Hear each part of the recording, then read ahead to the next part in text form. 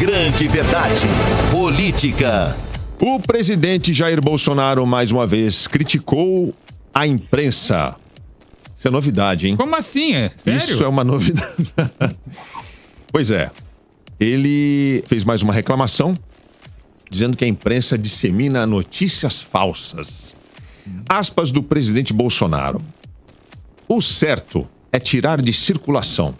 Com todo respeito, eu sou qualquer um do povo. Não vou fazer isso porque sou um democrata. Mas tem que tirar de circulação Globo, Folha de São Paulo, Estadão, o Antagonista, porque são fábricas de fake news. Fecha aspas do presidente Bolsonaro. Ele também criticou o Facebook dizendo que a rede social ajuda a disseminar esse conteúdo falso, produzido por esses veículos. Fecha aspas do presidente Bolsonaro. Ele falou isso lá na praia, ele está em Santa Catarina e foi gravado ali por populares e pelo filho, está nas redes sociais do Eduardo Bolsonaro. Senhores, primeira pergunta, eu não entendi, mas o presidente falou que ele é um democrata. O Bolsonaro é um democrata? A própria declaração dele, a gente já entende o que é democrata, se existe democracia no pensamento de Bolsonaro. Quando o cara fala assim que eu não vou fazer isso porque eu sou democrata, mas vamos tirar de circulação Globo, Folha, né, tirar os veículos de imprensa, já dá uma ideia do pensamento do presidente, porque um democrata de verdade jamais iria passar pela cabeça dele tirar qualquer veículo de imprensa que fosse, mesmo, né, o mais ferrenho veículo opositor ao presidente, jamais passaria pela cabeça dele de fazer uma coisa dessa, ou pensar algo nesse sentido. Então, assim, quando a gente vê o presidente falando esse tipo de coisa, a gente já sabe que ele, se ele pudesse, se ele tivesse condições, ele já teria feito isso, né? E ele tenta fazer isso das formas que ele tem de estrangular. No caso, ele não quer dar verba para esses veículos, não quer anunciar nesses lugares, direito dele. Mas ele faz isso da forma que ele consegue. Outro dia ele fez um projeto, ele está com um projeto para também que as empresas não publiquem seus balanços nos jornais de grande circulação, enfim. Então, o que ele puder fazer para estrangular a grande imprensa, ele vai fazer. E vai ficar fazendo esse tipo de coisa, falando que é liberdade de expressão. Quem começa a bater nesse tipo de tecla é porque realmente quer solapar, quer acabar com a liberdade de expressão, usando a liberdade de expressão como argumento. Paulo Cruz, e aí, o Bolsonaro é um democrata? E esse ponto que o Paulo Tadeu levantou, de que se ele pudesse, ele já teria tirado de circulação, já teria feito o que ele está ameaçando fazer. Você concorda com isso? Acha que ele está construindo isso?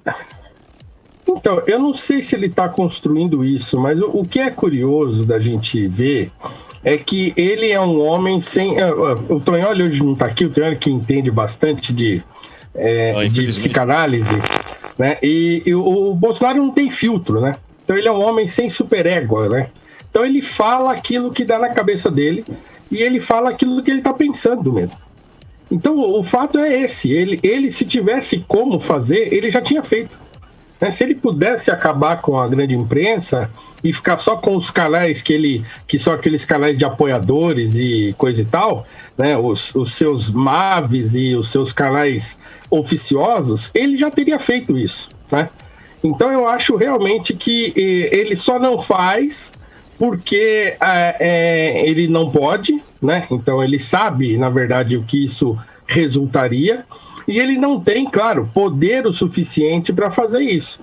Mas se ele pudesse, certamente ele faria, né? Então ele fala, por exemplo, nesse mesmo vídeo, né, de taxar as empresas. Então veja, é um sujeito que num dia ele se diz um liberal e no outro dia ele fala de taxar as grandes empresas de mídia, mais ainda porque elas estão lá proibindo os seus apoiadores de postarem imagem no seu perfil nas redes sociais. Então veja, assim, é um sujeito completamente sem filtro e que está fazendo um papel dele mesmo, né? O Bolsonaro como ele é mesmo. Aquilo que ele disse, se vocês lembram bem, né? Quando ele disse que ele fuzilaria o Fernando Henrique Cardoso lá em 1990 e alguma coisa, então, é aquilo lá. Ele continua sendo aquele mesmo Bolsonaro, sem filtro, que tem coragem de dizer às câmeras que ele fuzilaria o presidente da República, né? Agora imagina se alguém dissesse isso dele hoje, né? Eu fuzilaria o Jair Bolsonaro. Isso aí ia dar um baita de um rolo, né? Então é isso, eu acho que eu concordo com o Paulo Tadeu, ele não faz porque ele não tem condições de fazê-lo, mas ele fala, como diz a escritura, a boca fala do que o coração está cheio, né? E o que ele fala é exatamente o que ele pensa. E hoje eu estou um homem de citações, eu queria aproveitar que eu estou usando uma obra aqui para escrever o meu artigo da semana para a Gazeta do Povo, e tem exatamente uma frase sobre liberdade de expressão que eu acho que vale a pena citar aqui. Eu quero aproveitar este programa de audiência qualificada para dizer o seguinte: está no livro de Eric Voegelin, um filósofo teuto-americano. Mostra um a capa. livro que ele faz... esse aqui, ó, da Realizações, tá? Hitler e os Alemães, em que ele faz uma análise minuciosa do que foi a ascensão de Hitler ao poder. E tem Ah, caramba, bem na hora da citação caiu? Caiu ali. Caiu a conexão do Paulo Cruz. Bom, enquanto isso eu vou passar a palavra para a Juliana Fratini. Tem a Juliana ou não? Também não tem? Caiu tudo. Vixe Maria. Não, mas só aproveitando enquanto eles não voltam, é muito interessante a gente ver esse tipo de declaração do Bolsonaro, porque o que a gente percebe, isso serve para muita gente que critica a imprensa e critica Facebook. A gente já falou disso aqui o outro dia, mas é importante ressaltar. Facebook, redes sociais, jornais, revistas, sites, né, da imprensa, eles têm dono, eles têm uma linha de pensamento que o seu dono imprime a eles. Não cabe... A imprensa não é uma instituição de Estado, certo? É importante que a gente tenha isso em mente. A imprensa, um jornal, uma televisão, ela tem um dono. E o dono coloca no ar aquilo que melhor... que lhe interessa? Que lhe interessa, exatamente. Se ele quer se ele quer ser de esquerda, se ele quer ser de direita, se ele quer ser conservador, se ele quer puxar a sardinha para a brasa de um do outro, isso é do interesse de quem comanda aquela instituição. Então é importante que as pessoas tenham em mente que a imprensa não é uma instituição que não tem dono ou que todos são os donos dela, certo? Então vale para o Facebook. Então, assim, quando o Bolsonaro reclama assim, mas o Facebook está tirando, você entrou no Facebook e você está lá. Se alguém quiser tirar você não pode reclamar, você vai fazer o quê? Né? Você não está pagando, mesmo que você pagasse R$200 por mês, não importa. O cara quer tirar você, não quer você como cliente, acabou. Né? Vale a mesma coisa com o jornal. O jornal não quer publicar a notícia X, quer publicar a notícia Y. Ok, isso é o direito seu de não comprar aquele jornal, de não assistir um determinado programa. Agora, exigir que seja... Né, a gente vem naquela história da imparcialidade, não existe. Né? Então, assim, o jornal está fazendo a parte dele, noticiando o que quer e, aliás, noticiando bem, porque se tem veículos que estão combatendo os abusos do Bolsonaro, são justamente esses que ele citou. O episódio que houve recentemente do YouTube tirando do ar o canal Terça Livre, muita gente falou, mas a censura, não sei o quê. Cara, o YouTube é uma empresa. Exatamente. Tem lá o seu código de regras para você seguir. Quer botar vídeo aqui? Tudo bem, mas tem que seguir as nossas regras. Exato. É uma empresa. Então você tem que aceitar as regras da empresa. Você extrapolou, não cumpriu as regras, é um direito da empresa tirar você da brincadeira. Com certeza. Isso não é censura, tem um combinado antes. Tá aqui, ó, o estatuto da empresa é esse. Você não pode fazer vídeo assim, assim, assado. O resto pode. O cara vai lá, promove fake news, fala que cloroquina salva e não sei o quê, blá, blá, blá, enfim. Ô, Paulo Cruz, você voltou. Vamos lá, desculpa. Você ia fazer a citação. Você ia começar a citação. Bem na hora que eu ia fazer a citação basilar... Criou um suspense dramático e mais gente ficou parada aqui no YouTube esperando a sua citação. Vamos lá, retome aí. Então, repetindo, tá aqui nesse livro, então, Hitler e os Alemães, de Eric Voegelin, uma obra monumental em que ele faz uma análise da ascensão de Hitler ao poder. Na verdade, isso é uma série de preleções que ele faz naquele processo de desnazificação da Alemanha, e ele faz uma crítica muito contundente, não só ao Hitler em si, mas ao comportamento do povo alemão que permitiu a ascensão daquele sujeito ao poder. Então ele diz o seguinte, abre aspas, quem quer que tenha uma ideia fixa e queira realizá-la, ou seja, quem quer que interprete liberdade de expressão e a liberdade de consciência de tal modo que a sociedade deva comportar-se da maneira que ele considera correto, não está qualificado para ser cidadão de uma democracia. Fecha aspas. Então é isso. Né? Então quer dizer, a liberdade de expressão, é claro que todo mundo deve ter e que é bom que se exerça, né? Mas isso dentro das regras democráticas, dentro das regras de civilidade e de boa convivência. Então quer dizer, você não pode impor a sua vontade sobre a sociedade, né?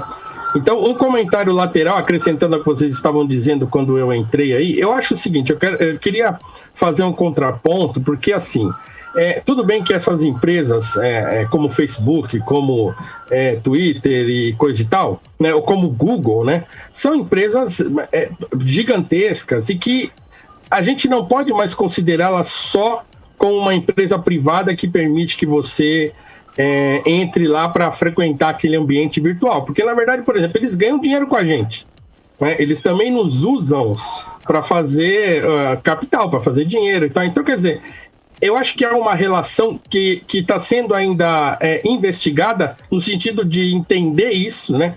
Filosoficamente, como é que isso funciona, porque eu acho que não é só uma questão de ser uma empresa privada. Então, eu acho que, por exemplo, a gente não é difícil da gente ver conteúdos veiculados nessas redes sociais que têm um determinado viés em que essas empresas aceitam tranquilamente, mas de outros vieses ela não aceita. Então, essa é uma reclamação comum entre conservadores aqui, como lá nos Estados Unidos, desde os mais radicais até os mais moderados, de que há uma certa, digamos, perseguição a conteúdos que são, digamos, de direita dentro dessas redes sociais. Isso é um tema caro lá aos americanos, há muitas discussões a esse respeito lá. Aqui no Brasil essa discussão ainda não tem muita força, mas ela é real lá fora, e eu acho que a gente precisa talvez parar para pensar um pouco nisso, porque de fato isso acontece, né? Então essas empresas têm uma predisposição a aceitar conteúdos alinhados com a própria visão ideológica que tem as pessoas que coordenam e que comandam essas empresas.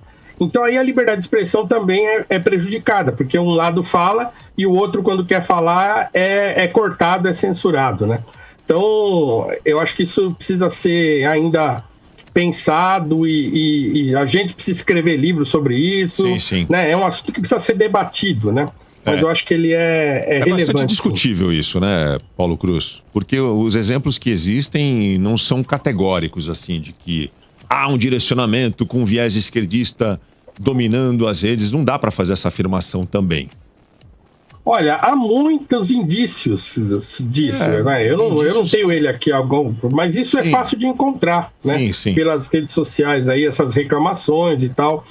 Tem alguns senadores americanos que batem muito nessa tecla aí. Então, assim, existe isso, né? Não dá para a gente dizer que isso não existe. Em que medida isso acontece, isso precisa ser discutido, né?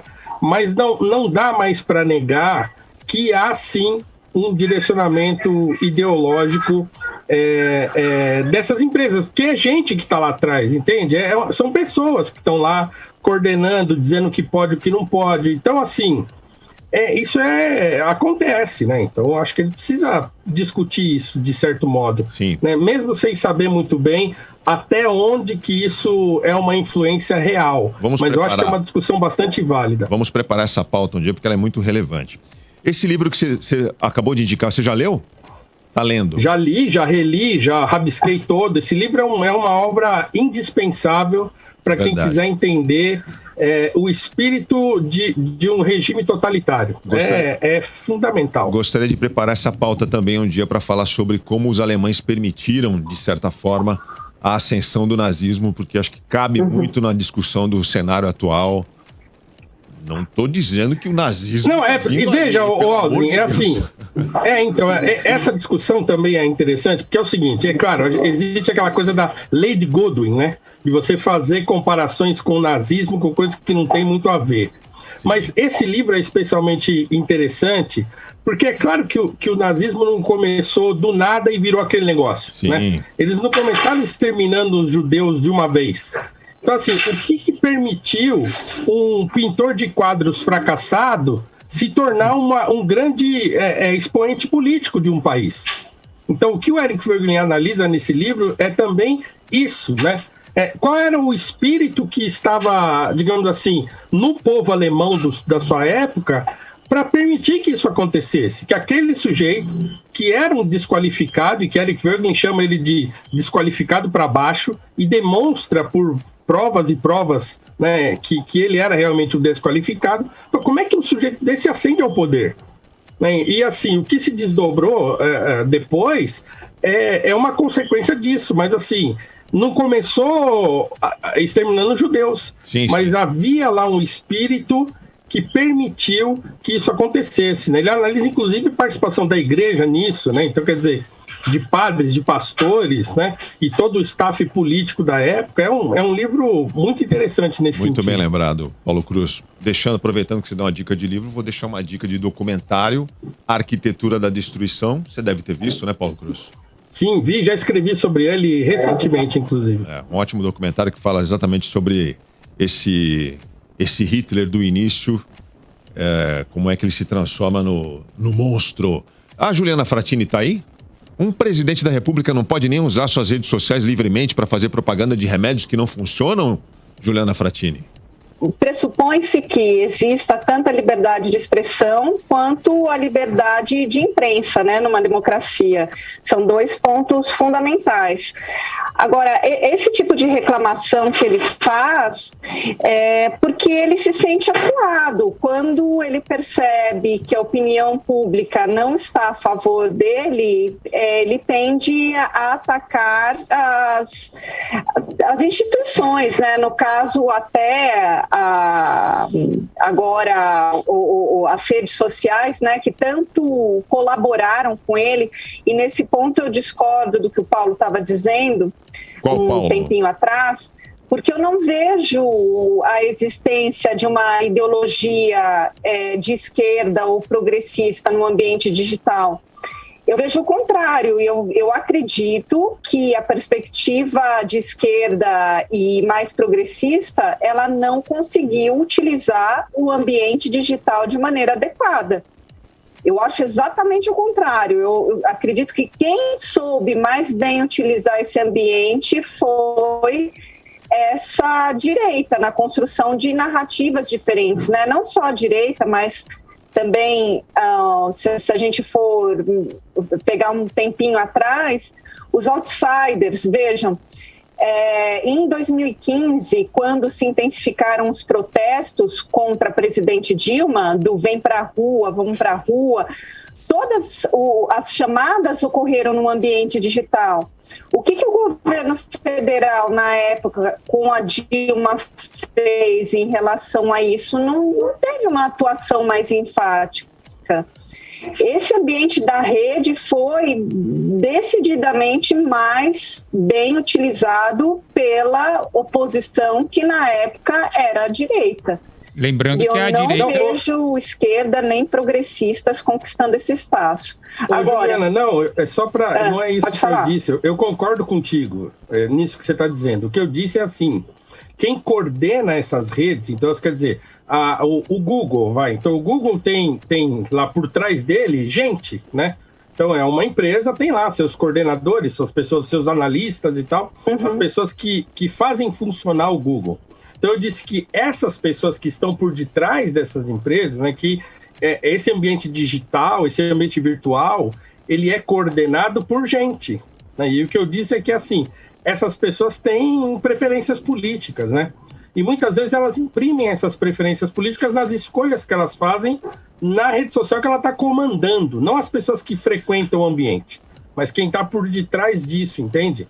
Então, o Mark Zuckerberg já foi chamado lá no Senado americano para explicar determinadas atitudes do Facebook, por exemplo, né, que são tomadas de bloquear a página, de bloquear tal conteúdo, e de repente ele é obrigado a afirmar ou a confirmar de que sim, há um certo viés político nessas empresas, né, em quem está por detrás disso. Né? Então, quer dizer, como se você tivesse uma Fox News e uma CNN, né, dizendo que são imparciais e que não são, né, e que elas fazem questão de dizer que não são. Então, o Google e o Facebook, essas empresas de rede social, eles ainda têm passam uma aparência de imparcialidade que ela tem de ser questionada. É só isso que eu estou dizendo. Mas eu concordo contigo, que assim, esse pessoal, principalmente o pessoal mais que veio na esteira do Bolsonaro e tal, eles manejam muito bem essas redes sociais, né? Mas ainda elas são comandadas, talvez por pessoas que não têm nenhum apreço por alguém que seja, sei lá, trumpista ou bolsonarista. E eu vou só complementar falando que é a direita extrema, né? Porque eu não falo em mais da direita aqui nesse programa, porque a direita... direita é uma coisa, a direita extrema e a direita maluca do Bolsonaro é outra. A grande verdade.